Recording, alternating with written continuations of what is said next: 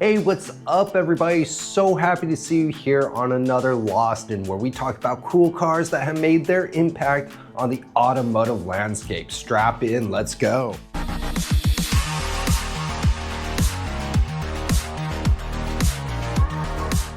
Today we're going to be talking about the iconic Fusca, the Brazilian Beetle, how it got here, why is it here, how did it become a cultural icon?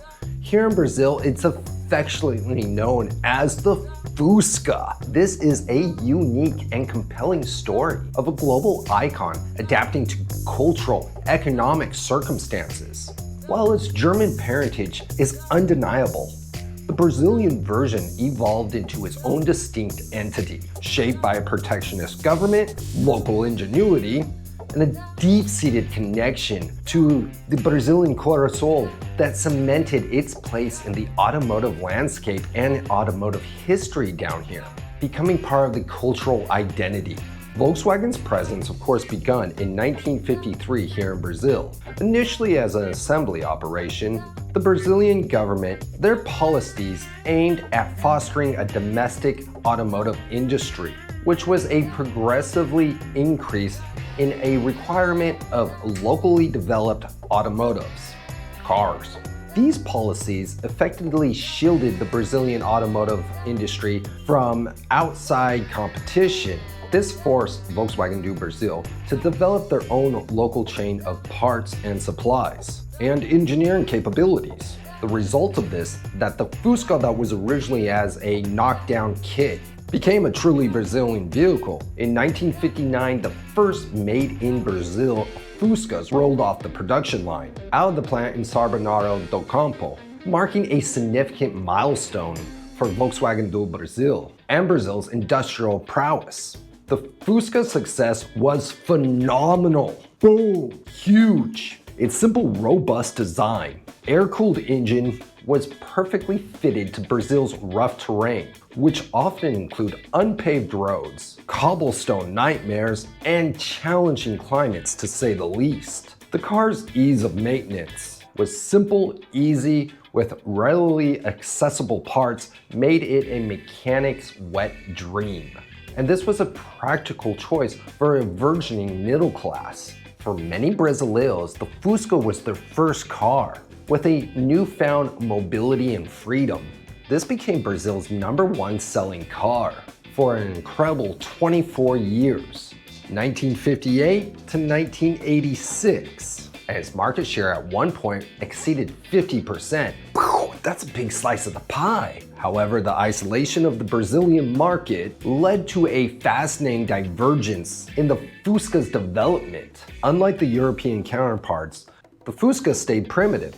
It never received the McPherson struts, and it never got the curved windshield of the Super Beetle.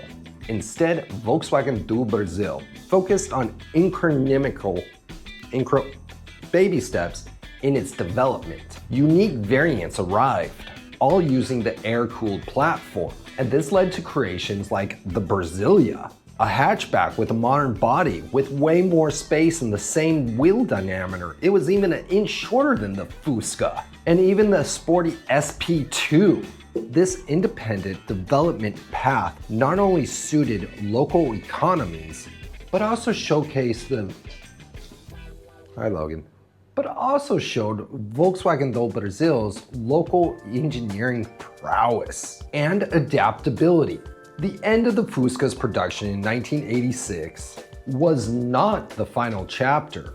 The car's enduring popularity led to an extraordinary revival.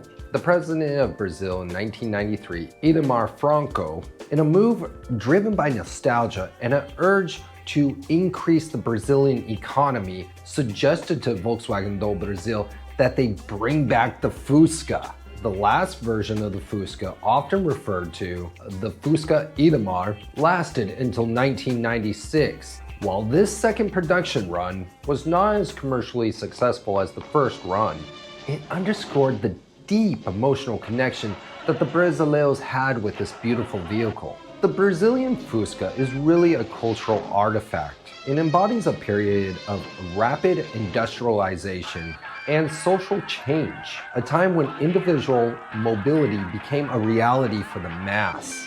The Fusca's timeless design and familiar sound is etched on the Brasileira automotive psyche, becoming a unique and beloved icon in a way that its creators couldn't even fathom.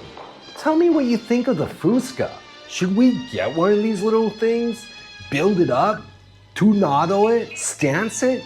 What do you think? Make one just completely classic? Go out to Value, get a little rotted Fusca and rebuild it? That sounds like a cool idea. Let me know if you'd like to see something like that on this channel. If you haven't, give a thumbs up, please subscribe, drop some words in the word box, and like I always say, I'll see you on the flip side. Until la próxima, ciao ciao. We ain't got no troubles, no reason to complain. Cause here in great old Britain, we just love it when it rains. Morning. We're cozy here at home, even though it's not our own. But wait a few more years and who can say? Everything is just fine. Everything is grand. Your life can get no better when you're living by the letter in this pleasant land. Everything is just fine. Everything is great. The streets can't get no cleaner, nor the rat meat any leaner. No, life is just first rate. Everything is just fine. These fish fingers are a steal. Prices up a smidge. Just 100 quid a meal. Empty purse, but hey, could be worse if there was nothing in the fridge.